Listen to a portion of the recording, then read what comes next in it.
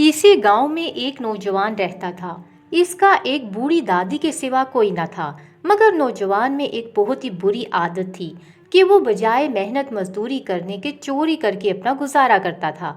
इसकी दादी उसे हमेशा समझाती और नसीहतें करती कि चोरी का पेशा छोड़ दो और बेटा नेकी का रास्ता इख्तियार करो। वो हमेशा कहती, मेरे पोते, क्या तुम चाहते हो कि मैं यूं ही परेशान मर जाऊं? क्या तुम अपनी चोरी की आदत नहीं बदलोगे?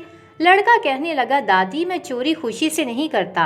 मेहनत मजदूरी से इतनी रकम नहीं मिलती। मैं हमेशा गरीब नहीं रहना चाहता, इसलिए चोरी करता हूँ ताकि हम अच्छा खा सकें और अच्छी जिंदगी गुजार सकें।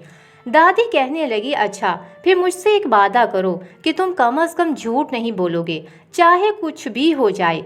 दादी ने कुछ सोचते हुए बोला और दादी की ये बात सुनकर नौजवान बोला, अच्छा दादी, मैं वादा करता हूँ कभी किसी से झूठ नहीं बोलूँगा। नौजवान ने सोचा कि इसकी जान सस्ते में छूट रही है और दादी की ज्यादा बातें भी नहीं सुनना पड़ी। इसी मुल्क पर एक राजा हुकूमत करता था। वो बहुत अमीर और ताकतवर था। वो हर वक्त अपनी रियाया की भलाई के लिए फिक्रमंद रहता था। उसे कुछ अरसे से ये महसूस हो रहा था कि उसका वजीर उससे झूठ बोल रहा है।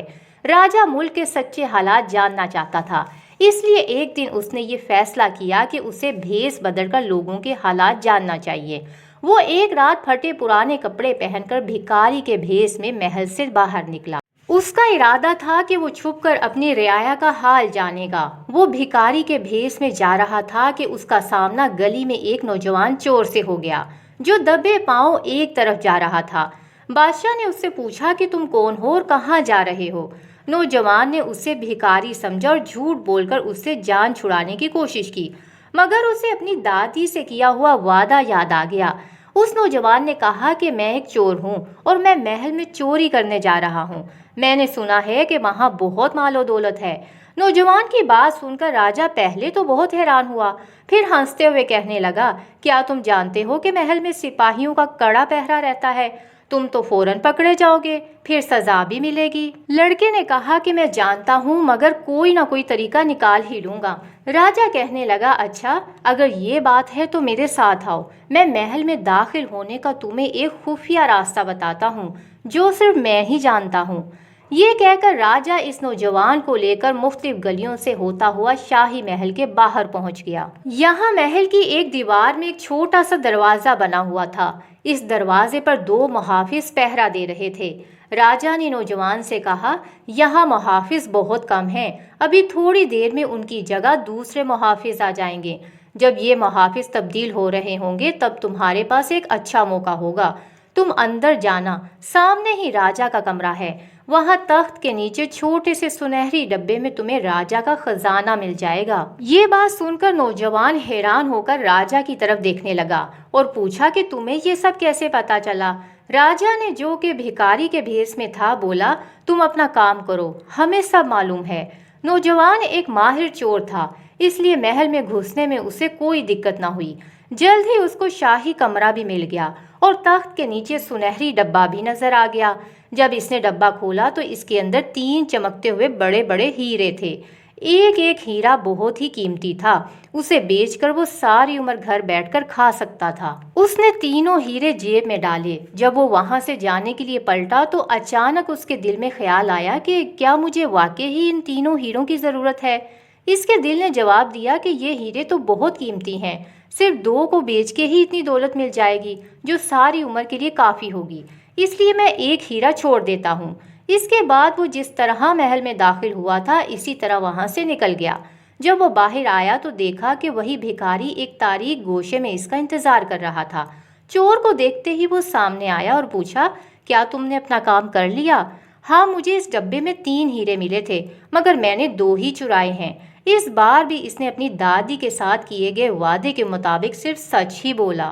लड़का बोला, इस काम में तुमने भी मेरी मदद की है, इसलिए इन हीरों में से एक के तुम भी हकदार हो। ये कहकर इसने एक हीरा अपनी जेब से निकाला और भिखारी को दे दिया। वो भिखारी उसे दुआएं देने लगा। चोर ने मुस्कुराते हुए अपनी राह ली। भिखारी के भेस में राजा छुपकर इसका ताकुब करने लगा। वो नौजवान चोर सीधा अपने घर गया। राजा ने इसका घर देखा और चुपचाप अपने महल में आ गया और सो गया। अगली सुबह इसने वजीर को बुलाया और पूछा कि मुझे मालूम हुआ है कि कल रात मेरे कमरे में चोरी हुई है। جاؤ دیکھو اور بتاؤ کہ کیا چوری ہوا ہے۔ وزیر راجا کے کمرے میں گیا اور سنہری ڈبہ نکالا اور دیکھا کہ وہاں ایک ہیرا ہے۔ وزیر حیران ہوا کہ کتنا بیوقوف چور تھا جو تینوں ہیروں کو لے جانے کے بجائے صرف 2 لے کے گیا ہے۔ اس نے فوراً تیسرا ہیرا اپنی جیب میں ڈال لیا اور سوچا کہ راجا سمجھے گا کہ چور تینوں ہیرے لے گیا۔ وزیر نے وہ ڈبہ راجا کے سامنے رکھا اور کہا، حضور سارا کچھ چوری ہو گیا ہے، آپ کی بات سچ ہے، چور تینوں ہیرے لے اڑا۔ راجا نے چور کے گھر کا پتہ وزیر کو دیا اور کہا کہ اس نوجوان کو گرفتار کر کے میرے سامنے پیش کرو۔ سپاہی دوڑے اور نوجوان کو دربار میں پیش کیا۔ وزیر نے پوچھا، کیا تم نے راجا کے کمرے سے 3 ہیرے چرائے ہیں؟ نوجوان کیونکہ سچ بولنے کا عہد کر چکا تھا اس لیے وہ بولا کہ ہاں میں نے ہیرے چرائے ہیں مگر 3 نہیں، میں نے ایک ہیرا ڈبے میں ہی چھوڑ دیا تھا اور صرف 2 ہیرے ہی چوری کیے تھے۔ وزیر نے کہا، تم جھوٹ بول رہے ہو، کون سا ایسا چور ہوگا جو تینوں ہیروں میں سے 2 تو لے جائے اور ایک وہیں چھوڑ دے؟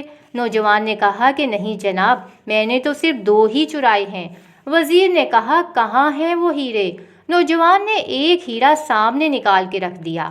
ایک ہیرا دیکھ کر وزیر چیخا، تم تو خود کہہ رہے تھے کہ تم نے 2 ہیرے چرائے ہیں، یہ تو صرف ایک ہے، دوسرا کہاں ہے؟ نوجوان نے کہا، دوسرا ہیرا میں نے بھکاری کو دے دیا تھا جس نے اس چوری میں میری مدد کی تھی۔ وزیر نے کہا، واہ، کون سا ایسا چور ہوگا جو اپنی چوری کا مال کسی دوسرے کے ساتھ بانٹے گا؟ تم جھوٹ بول رہے ہو۔ راجا اور دوسرے درباری ان دونوں کی گفتگو کو خاموشی سے سن رہے تھے۔ راجا کیونکہ بھکاری کے روپ میں نوجوان سے ملا تھا اس لیے راجا بول پڑا کہ یہ نوجوان جھوٹا نہیں ہے۔ وزیر اور درباری حیران ہو کر راجا کی طرف دیکھنے لگے کہ راجا کیسے جانتا ہے کہ یہ نوجوان سچ بول رہا ہے۔ راجا بولا، رات کو جو بھکاری کے روپ میں اس نوجوان کو ملا تھا وہ میں ہی تھا اور واقعی اس نے مجھے ایک ہیرا دیا تھا۔